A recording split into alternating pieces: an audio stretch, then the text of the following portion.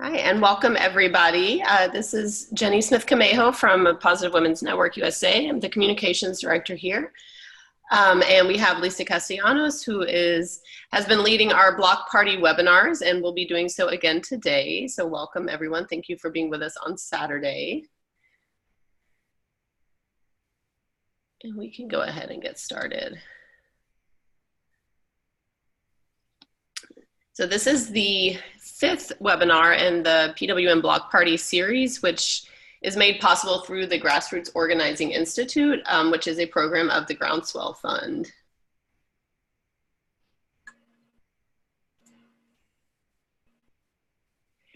And just a little background about Positive Women's Network USA for folks who may not know. We are a national network of women and people of trans experience living with HIV with the mission of preparing and involving women living with HIV in all of our diversity and all levels of policy and decision making. Next slide.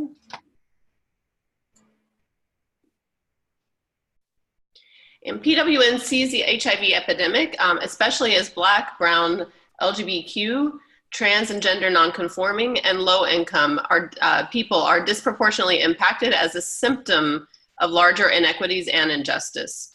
We organize to build power in the communities most impacted by the epidemic. Next slide.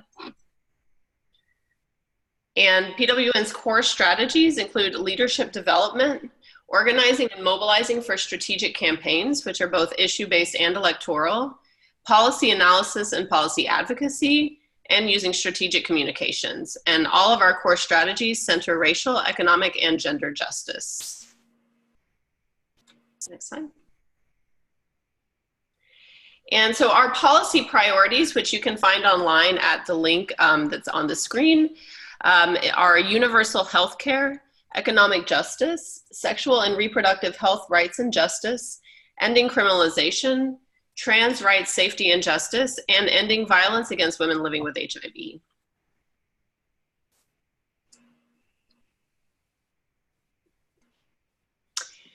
And the PWN Block Party is a summertime web-based series designed to build skills in grassroots community organizing. And the question why, it's because racial, gender, and economic injustice hurt all of us. Because building power for our communities is about listening to people's real concerns so that we can address them. And because organizing depends on relationships and rigor. And because we're gonna be here after 2020, no matter what happens. So we are organizing now because no matter what happens next year, we're still gonna be here and there's still gonna be work to be done.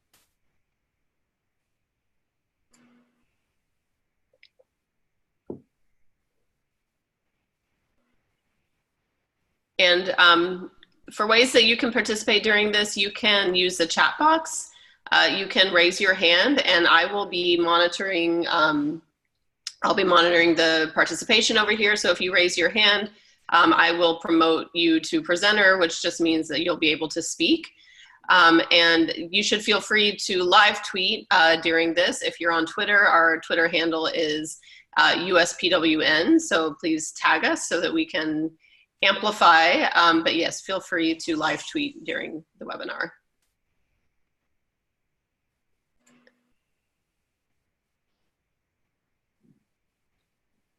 And I will hand it back over to Lisa. Good morning, folks. Can everybody hear me? I hear you. Great, that means everybody can hear me. Good morning, everybody. Welcome to PWN's Block Party. This is the fifth webinar in a 6-webinar series that PWN has partnered with the Groundswell Fund to offer you this summer. And it's just been a real pleasure to, every couple of Saturdays to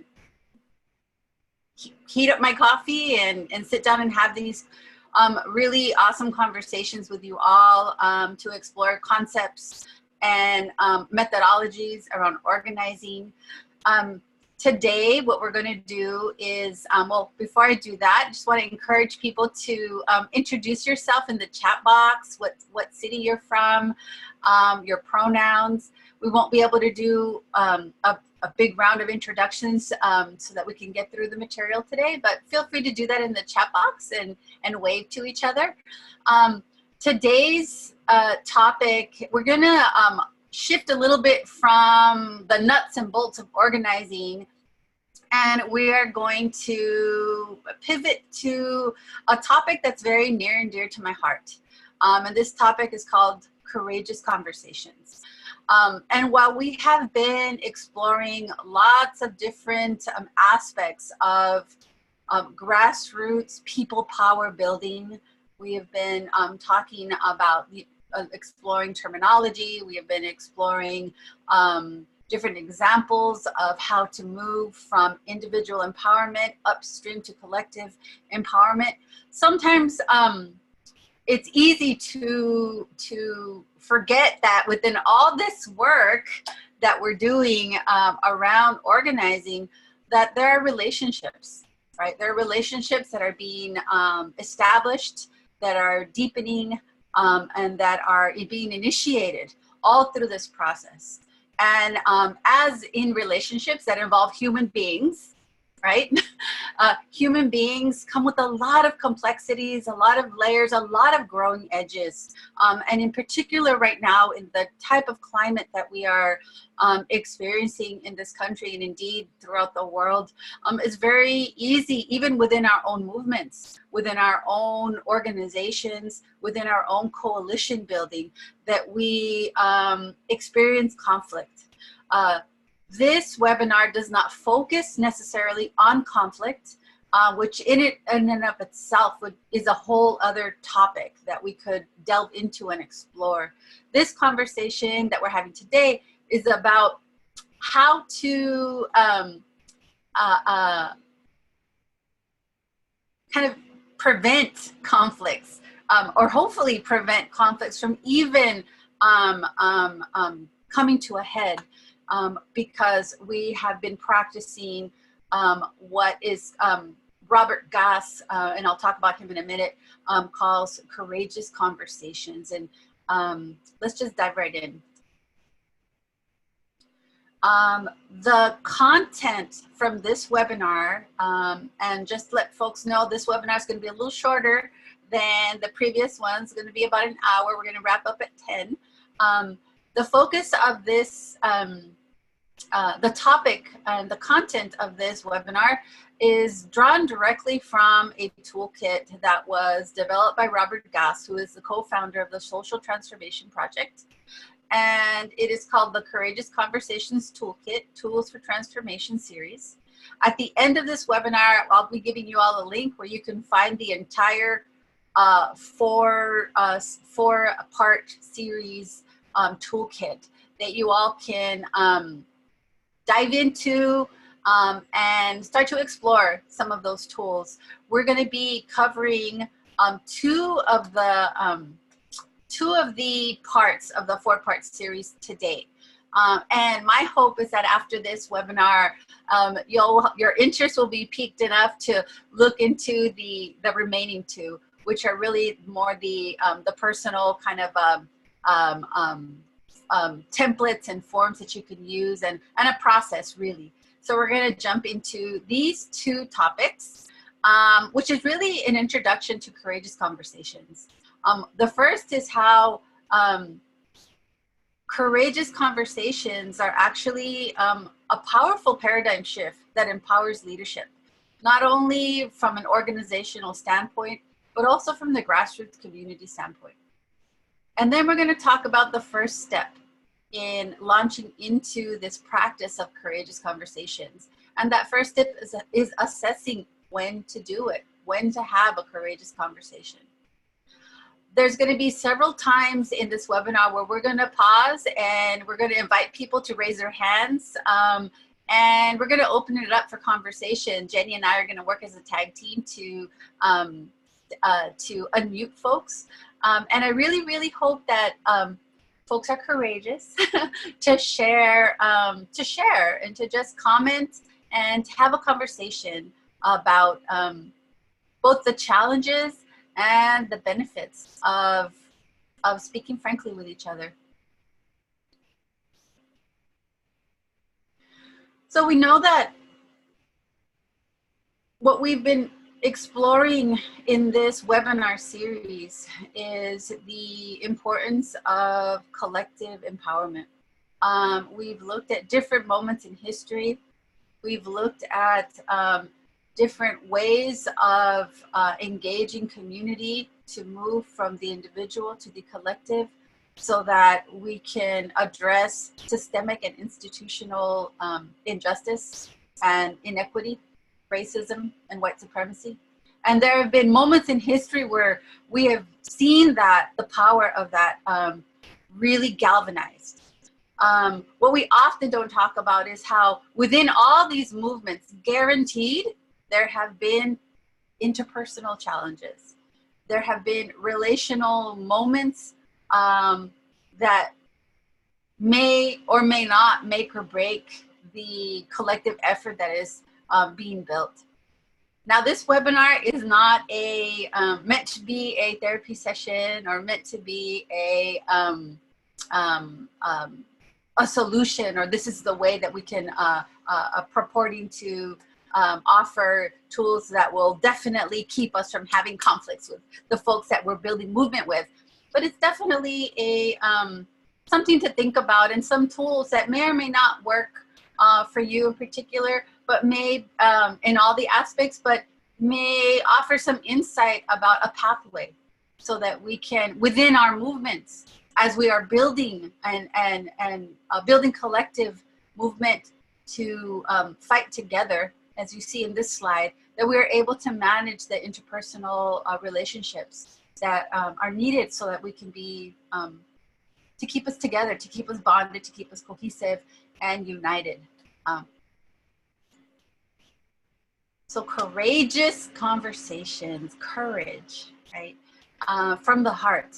If you think of the etymology of that word, courageous conversations might seem at all at once both an amazing thing that we all want to try and scary, right? And I want to get into that a little bit in this next slide. So we all know that our lives are filled with challenging conversations. We know we have them within our families, we have them within our communities. In our most intimate relationships, we have challenging conversations. Likewise, in our workplace, in our movement spaces, where we find our political home, perhaps, our cultural home that may or may not be where we work, there are challenging conversations. And that's just a given because we're human beings and because we're all evolving, we're all learning, we're all growing. We've all have different backgrounds. I want to just start us off by inviting folks to raise their hand, and I'm gonna ask Jenny to introduce folks as they raise their hand to answer these two questions together and to share. So the first question you see here is, what are some examples of challenging conversations within social justice and movement spaces? What are some examples that folks have confronted or witnessed, experienced yourselves? When I have my screen is filled with the presentation, so I can't necessarily see the chats. I want to ask Jenny to help out with the chats. Maybe I can open it. Oh, here we go. Yep, I am here. I don't see anyone raising their hand yet, but okay, I see from Janine sharing our own personal experiences that end to the challenges and issues of movements. Vanita says the need for Black only versus, I think that would be POC spaces. Ah, okay. Why are these challenging conversations? And I really want to encourage people to raise their hands. This is our space. This is our Saturday morning together, and an opportunity to be courageous and vulnerable and just share, knowing that, and this is a space of trust and of growing, and want to encourage folks. So you're all not just hearing my voice the whole time. Vanita added cis versus trans women. Vanita, would you be willing to come off mute? And because you're bringing up these are definitely challenging conversations that I think we, had some of these challenging conversations within PWN and PWN events.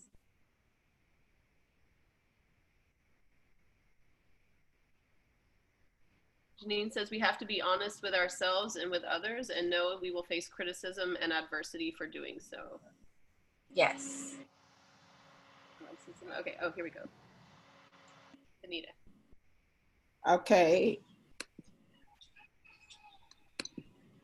So what is it you wanted me to explain or share? You were talking about like Black only versus POC spaces, cis versus trans women, just if you might be willing to elaborate a little bit on that. Yeah, we in movement spaces, we're all there with a common goal, but we often don't recognize, and it gets a little touchy, that within that space that there still are need for subspaces that people can speak more freely, because the experiences people are having that we're discussing in those movement spaces can be different from where you sit.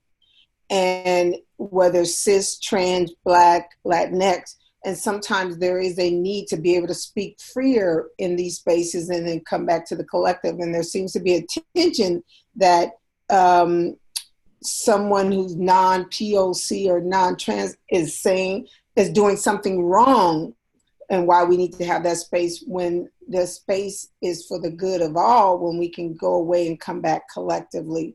But the inclusion of my space does not mean the exclusion of yours. There's just conversations and freedom that we can speak that sometimes needs to happen in those spaces where it's just folks who understand or look like me. So Vanita, what about that particular example and conversation, if you were to frame that as a conversation you're having with someone, what makes that hard? What makes it hard? Or does it? Maybe makes it you hard. don't have a problem asserting that, but what would make that a hard conversation? What about that? First of all, I think what makes it hard is people's own sense of they did something wrong, or that not understanding. If you're not one of the people who feel like they need their own space, you may not understand the need for it. And there is some level of guilt that it has to occur. So lack of understanding of guilt from a person who's not invited in that other space may feel, or exclusion they may feel, because we all should be working towards the same thing. But unless you're on one of those subgroups, you don't understand really the need for it. So it gets sensitive because of fragility and lack of understanding. Yeah.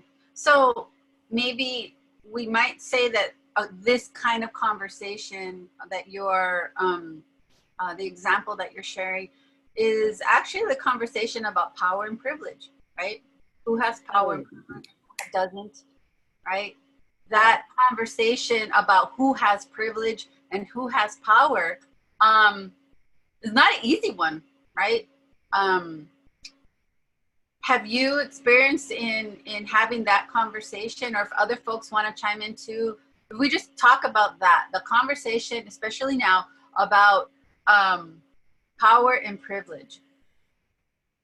Okay, I'm happy to let some others speak. Sure. Only thing I want to say is, even though I'm a Black woman, I experience some of the privilege as well, and have to constantly monitor myself when I'm in other groups and say it's of other Latinx, or could be trans women. I hate to be other in people, so that's not what I monitor my own sense of privilege and recognize that it's not my space, and I'm there to listen and learn. So I'll let others speak.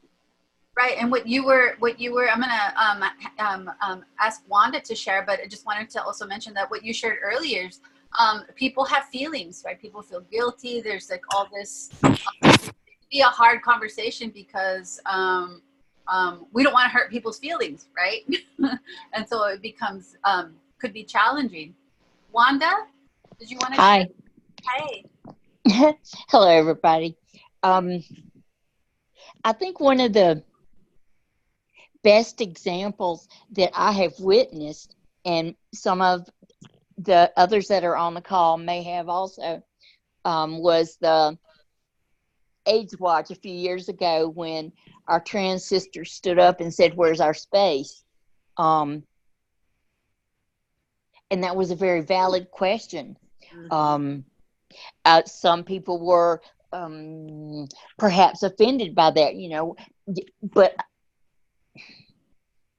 I do my best to try to understand where everyone is coming from, because it's not about me.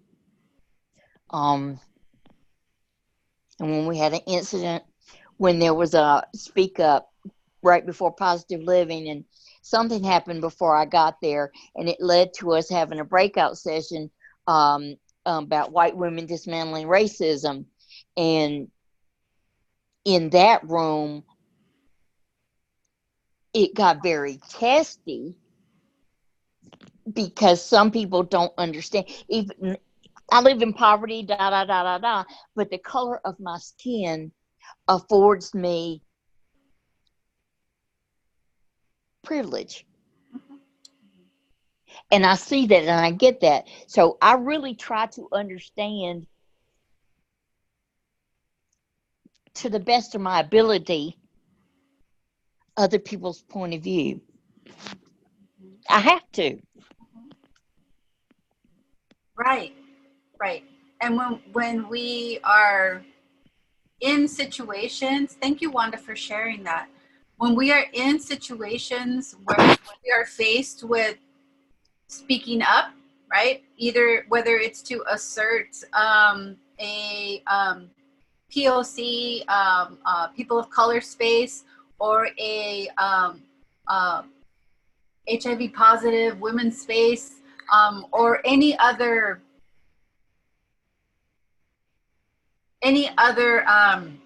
challenging conversation.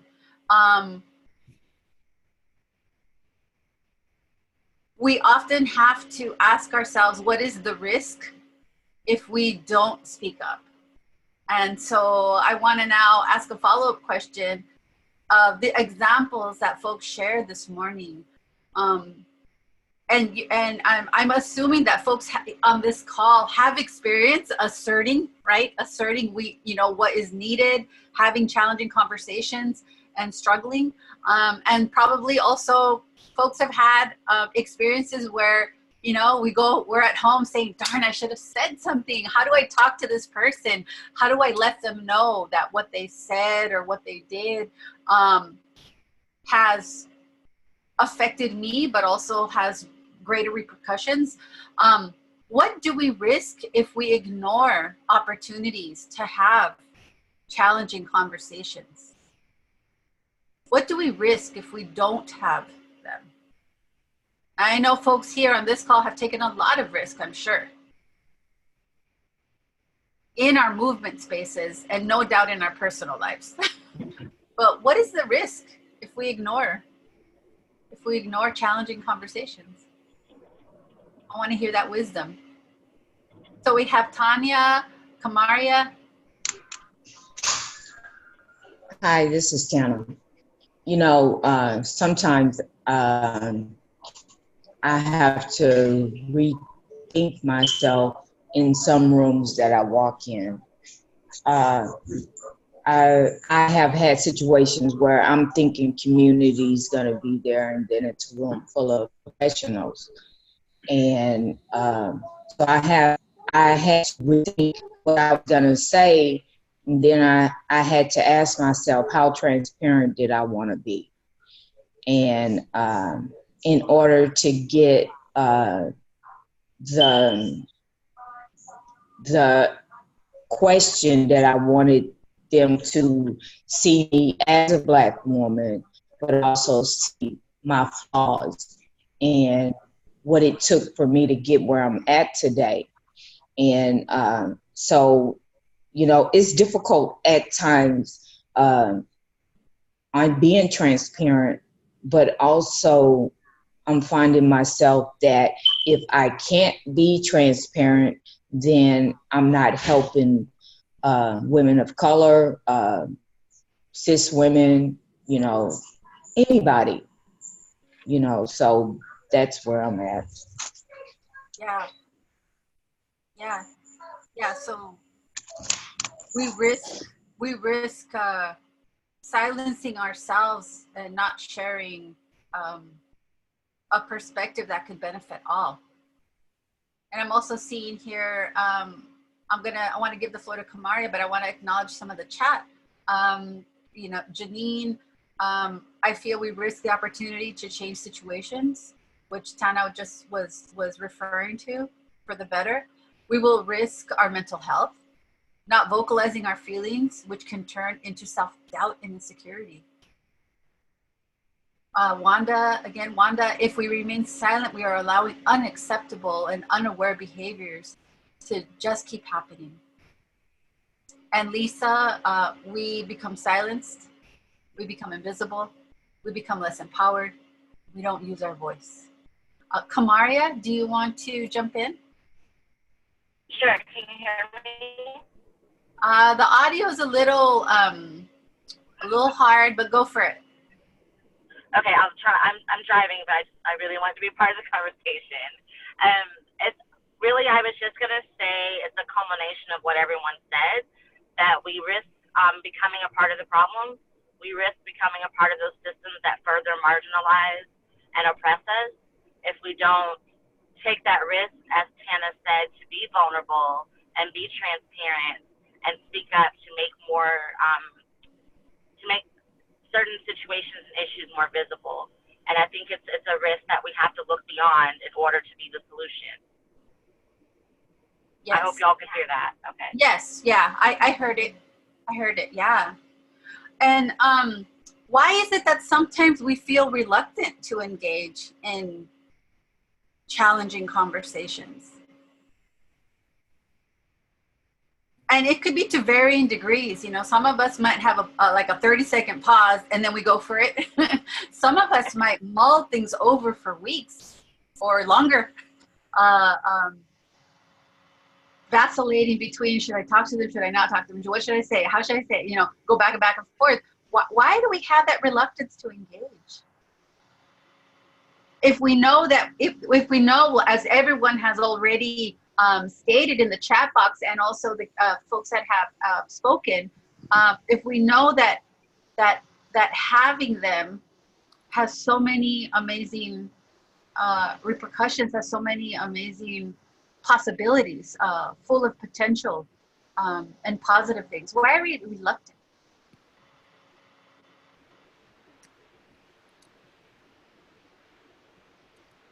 Says that we hope someone else will bring it up. Mm-hmm. Mm-hmm. Am I still muted? No, we can hear you. Okay. This is Kamaria again. For me, what comes up for me in my hesitation at times is kind of doing an inventory of if I'm supposed to take up space, if it's an issue that perhaps touches on an identity that I don't have. Is it my place to speak to that? And it's like trying to identify, is this a time for me to be an ally, or is this a time for me to relinquish that privilege, I guess, to someone else in the room? But then that's also taking an inventory of who is in that space that is able to speak to it. So my pause comes from just inventory and trying to figure out, is this a time for Kamaria to take up space? Okay. This is Wanda again. Being a part of this group over the past several years has taught me to step back and allow, don't be an oversharer. So sometimes I pause and listen more and really absorb what is being said.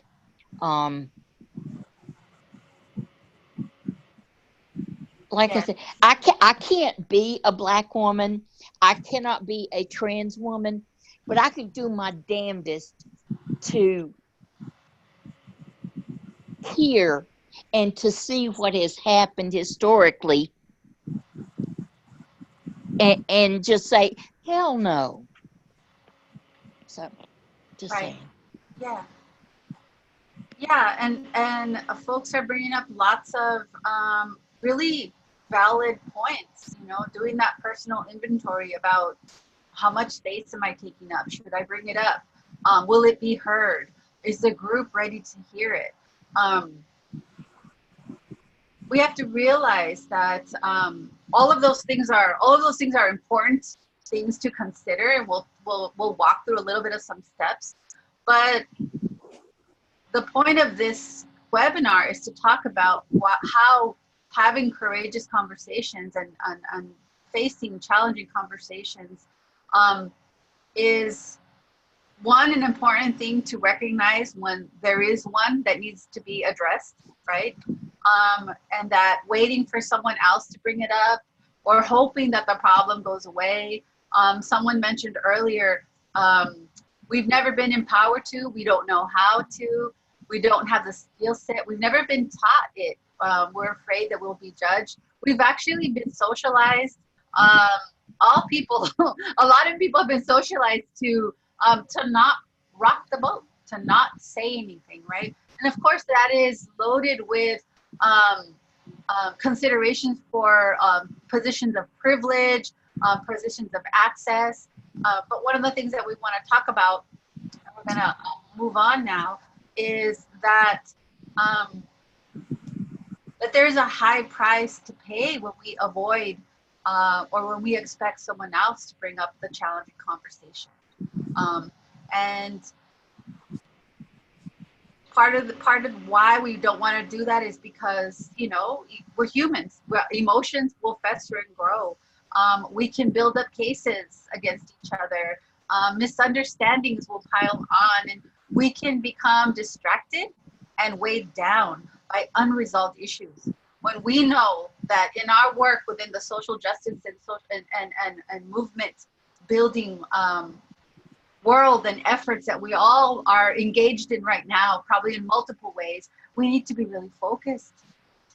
We need to be able to move through challenging situations and have those conversations so that we can focus, keep our eyes on the prize of what needs to happen. There's so much happening every day coming from our government that just, you know, throwing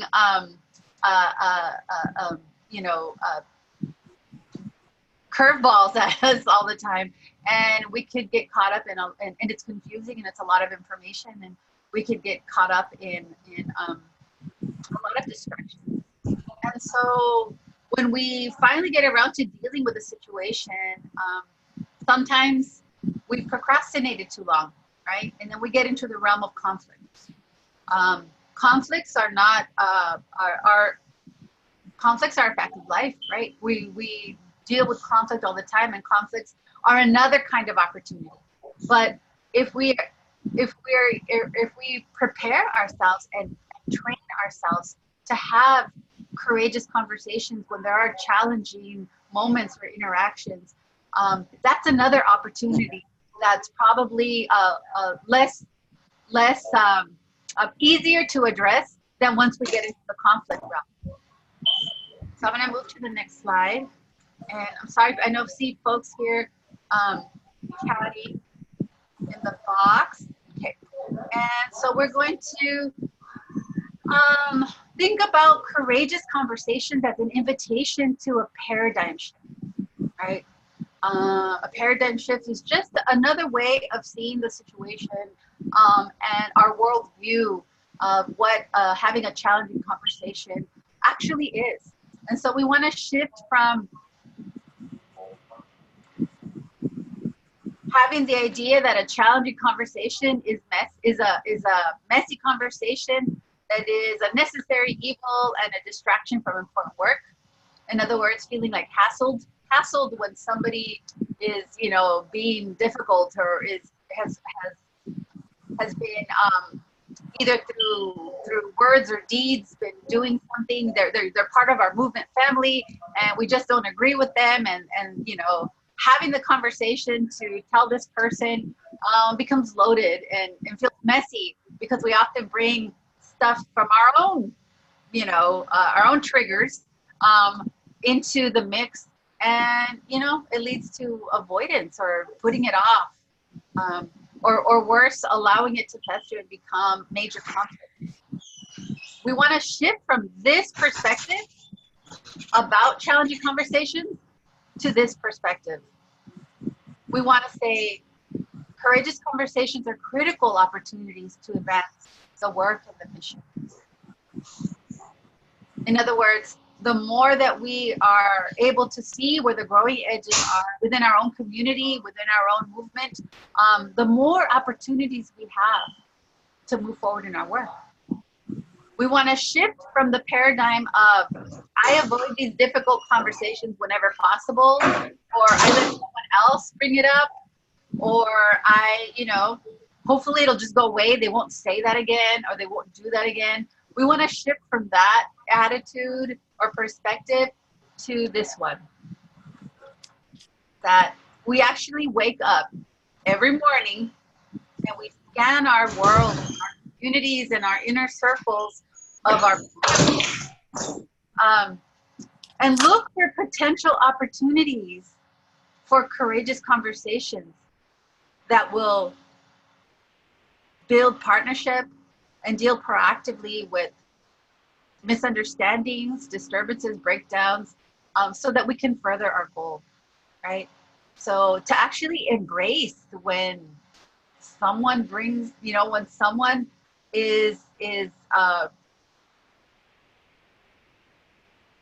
when someone is not being conscious, for example, of their power and privilege, you know, how we can see that as an aha moment of an opportunity to strengthen our work, to strengthen our partnerships, and to strengthen our movement. I want to invite folks to share what y'all think about if you have experienced this in your life, where you realize, you know, the paradigm shift of having a conversation with someone and approaching it from a different way. You can do this in the chat box, or you can raise your hand. I have two laptops going, so I apologize, I'm looking down.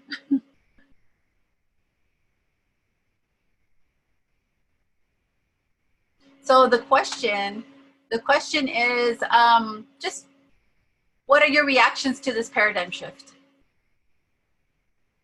You know, to actually, have you experienced I'm sure folks here have experienced, like, you know what, I'm just gonna have that conversation with someone, and, you know, let's see how it goes. Or I'm no longer going to avoid these conversations. I'm going to say something. I'm going to bring it up. Hi, this is Tana. Okay, Tana. You know, when I look at myself in the conversation of being transformation, I'm looking at the color of my skin as a Black woman, but also I deal with mental illness. I deal with IPV abuse, family and partner. I have dealt with drug addiction, being a sex worker. You know, those topics are really hard for me when I first started off being an advocate. Those topics were really hard for me to bring to the forefront of any conversation, because when I had to look at it, how would people feel about me after I told my story, or what mental breakdown would I go through after telling my story? And what I've learned is I had to put myself in some of those situations to be able to be transparent enough to help women of color, Black women, you know, to bring these topics up, because this is something that we just normally don't talk about, or we don't normally want to be in a room full of people and say these things. So. Thank you for sharing. So we've talked about the paradigm shift. Now we want to talk about when to do it. And Tana just shared just so much in terms of weighing the pros and cons, right? The balancing the risk and the reward of the sharing, even just sharing and being transparent about the many different facets of our identities and our lives, right? And so one of the tools that the Courageous Conversations Toolkit offers is basically a step-by-step process to assess, like, should I, right? Sometimes we're in situations where we don't have time to say, okay, let me pull out my risk assessment sheet and go through this process and decide whether I'm going to say anything or whether I'm going to, you know, there's a moment where we have to speak up, right? The Courageous Conversation tool and process asks us to actually allow us the time, even though I acknowledge that there could be moments where we don't have the luxury of time to not speak up or to not intervene. But the toolkit invites us to allow us the time to assess the whether or not a courageous conversation should be had, which means that we give ourselves time to reflect. Folks I've been seeing say, you know, that we listen deeply, that we take the time to listen deeply and understand. And, you know, I've been reading a lot of articles about call out culture and how a lot of that happens, and social media has really encouraged folks to call out folks that they know or that they don't know publicly in those kinds of forums. And this isn't to say that we should not speak up and that we should not stand for our values and be loud, because we should. But this toolkit is inviting us to consider that sometimes there is a process and we should really think about it.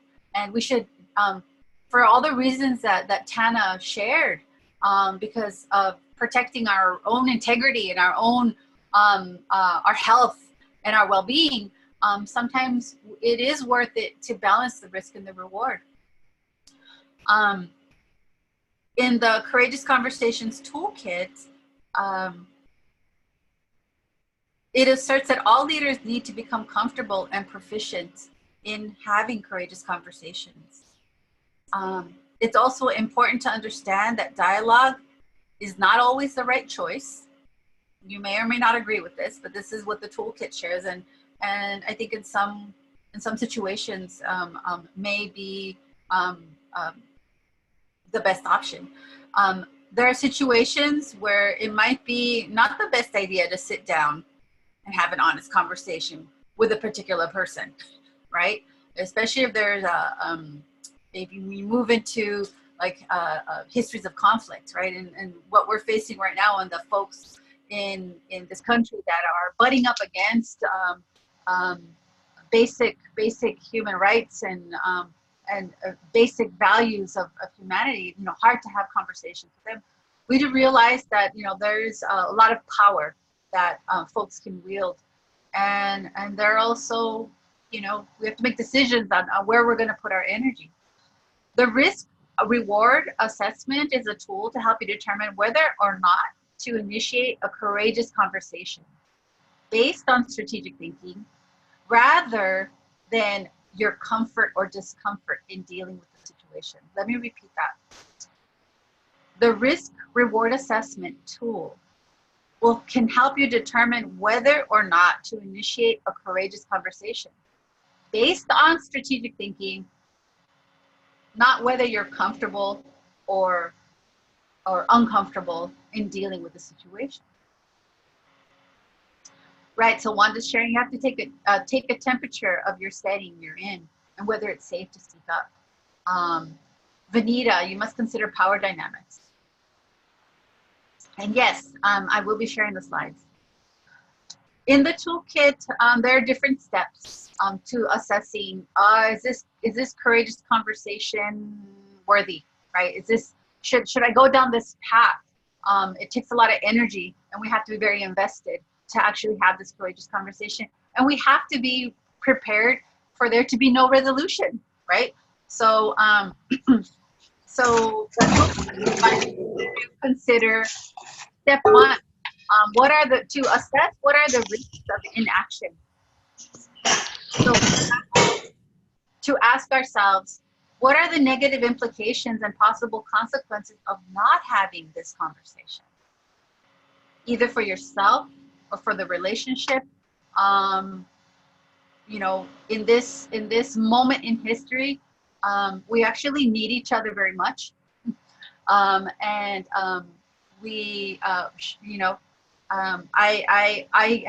personally realized, I've come to the realization that, like, wow, we cannot throw anyone away. We need everybody in this fight. How do we maintain those relationships? You know, it's important to look at the tangibles, for example, the negative impact on work, and the intangibles. Is it a drain on you? Has it hurt trust? It's important to assess what the risk of inaction is, because if we procrastinate or if we avoid having a courageous conversation with someone, we may think that we're not making a choice. But it's important to keep remembering that not having a direct conversation with someone is actually a choice. It's choosing to not do that. And it's often a default choice that we make without even thinking. We just decide we're not going to bring it up. We're not going to talk about it. And there's a big risk in that. The next step is to assess the rewards of the courageous conversation. You know, what are the potential rewards of actually launching into this with someone, for you, for the relationship, for the organization, for the work, right? Step 3 is to assess the risk of the courageous conversation itself.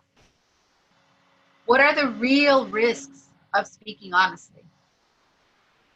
It's important to be aware that we sometimes have trouble discerning real danger from our own personal anxiety about speaking with someone and being transparent.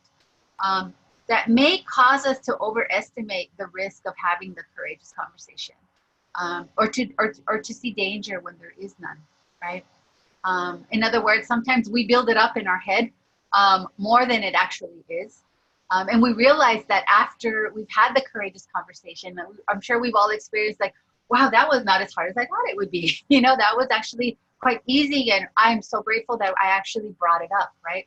And so that is what we would call the risk of a courageous conversation, is that, wow, learn what our own anxieties are that may make us see danger when there is none. Step 4 is to assess the risks and the rewards. It's important to look at the relative risks and the rewards of the situation, and to be strategic. It's important to assess the benefits of action and assess the risks of inaction. And the way I do this oftentimes is, if I realize, wow, I have a courageous conversation on my hands, I have to write down, you know, I go through these steps and I write down, what if I don't say anything? What would happen if I did? The rewards, the positive things that could come out, and so forth. So it's in step 4, it's actually an invitation to kind of write all this down and kind of like weigh the pros and cons. And many of us may already do that, but in this framework, step 5 invites action. And organizing, we always talk about action. Everything leads to action. And so step 5 is to make a clear commitment, make a clear and committed choice.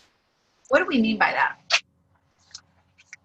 By making a clear and committed choice, we're deciding to deal with the situation rather than to default to avoidance, right?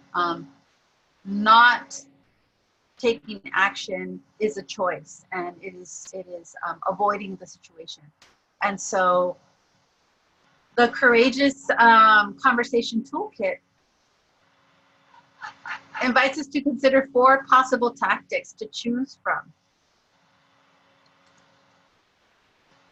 Option 1, obviously have the courageous conversation. You know, just do the darn thing. Prepare for it, right? Don't just jump head first without having really thought through and gone through the steps of preparing for having a courageous conversation, weighing the risks and the rewards and all the things that we talked about in the risk reward assessment.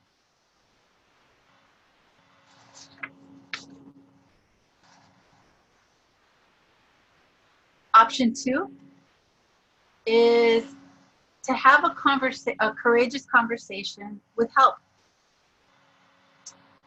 This can be a wise choice when you have attempted to work things out. This might look like engaging a professional facilitator or mediator, or even just having a colleague or comrade who you both trust. Sometimes simply the presence of a neutral party causes people to show up in a more mature, positive way. So option 1 is have a courageous conversation one-on-one. Option 2, have a courageous conversation with a little bit of help. Option 3, make peace with what is. And this is sometimes the toughest one. And perhaps you made a number of good faith efforts to work things out. Sometimes you simply need to accept things as they are, to lower your expectations and to make the best of a situation. In this option, we really try to let go of trying to make things be different than they are. Now, that doesn't mean that we don't challenge each other to grow, challenge each other to be introspective, or challenge our spaces to be safe spaces, right? That does mean that when we are in a one-to-one relationship with someone, that sometimes we have to decide that in this moment, we're just going to make peace with what is. And option 4 is what the toolkit calls restructure the relationship. And in this one is sometimes the problem in the relationship is the roles through which people are interacting.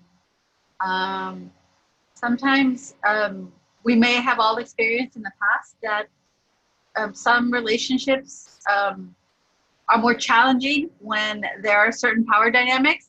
And once those power dynamics are gone, the relationship is no longer challenging, right? So it is definitely an option to consider in our movement spaces, which may or may not be our workspaces. Many of us are members of organizations. PWN itself is a membership-based organization. And so this isn't necessarily supervisor and direct report kind of relationships, although they could be. But this could also include our movement spaces. And so option 4, which the toolkit goes into in depth, invites us to think of how we consider power dynamics and how we might restructure our interactions and see if that helps.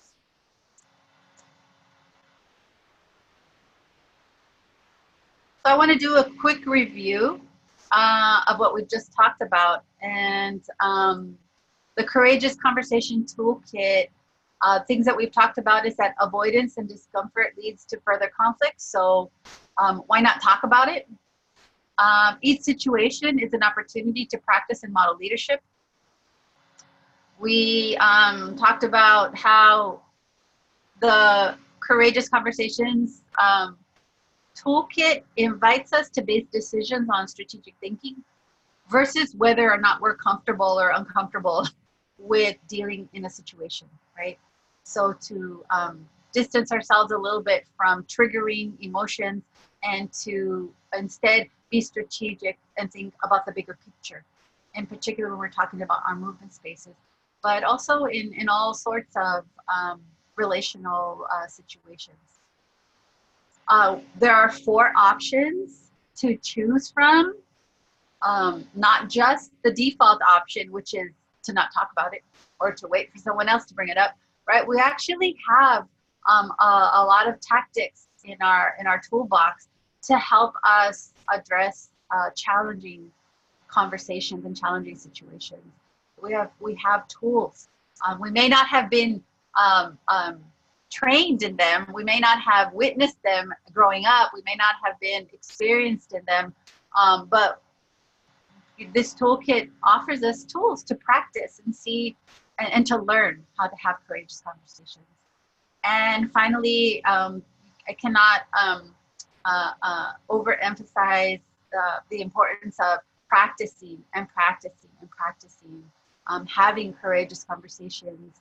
I promise over time, there's less anxiety, there's more confidence, there's actually the benefit of practicing courageous conversations, and the contribution that we're making in our communities, in our movement, is actually modeling a different way to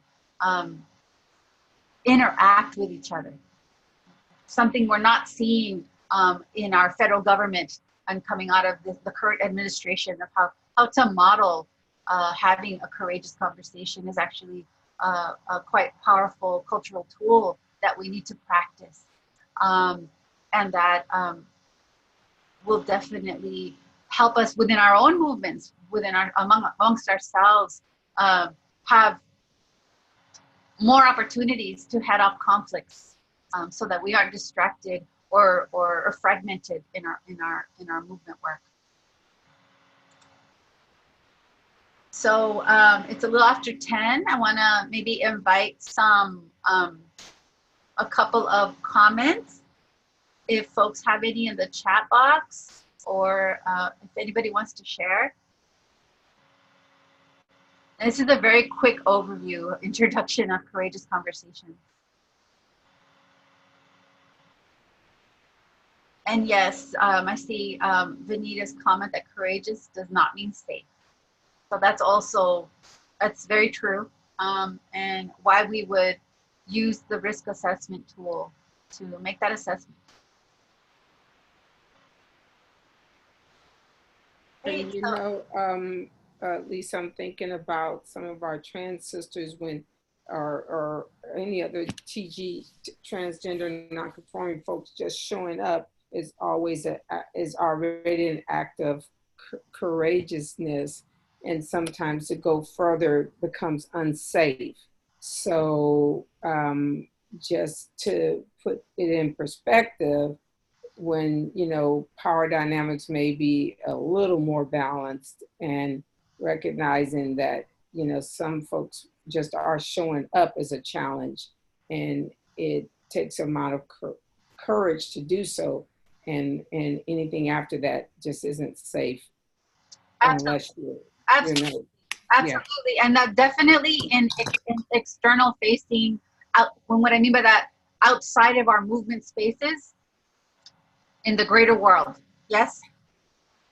Even in our movement spaces. Even in our movement spaces, and how in our movement spaces, it's important to have these courageous conversations, and absolutely to consider the safety even in those spaces. What I'm trying to convey is that we have to work at it, we have to try. And the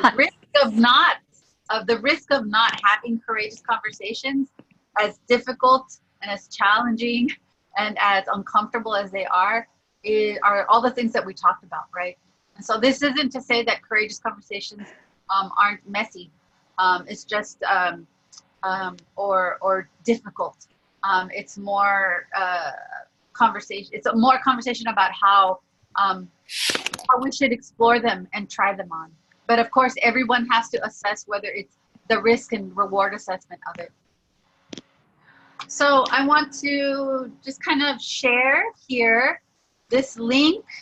The Courageous Conversation Toolkit, Tools for Transformation series is available online. Actually, I'm just sharing a link here where you can go to it.